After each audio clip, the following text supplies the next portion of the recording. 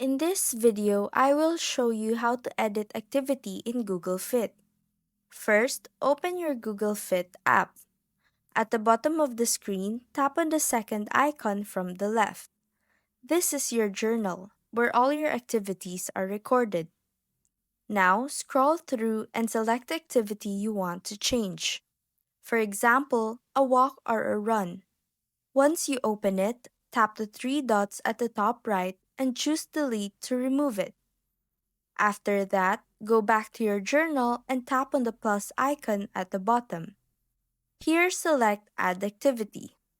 Fill in the correct details like the type of activity, duration, and any other info you want to update. Once everything looks good, tap Save. Now your journal shows the updated activity with the right information. This way, you can always keep your fitness records accurate and organized. And that's how to edit activity in Google Fit.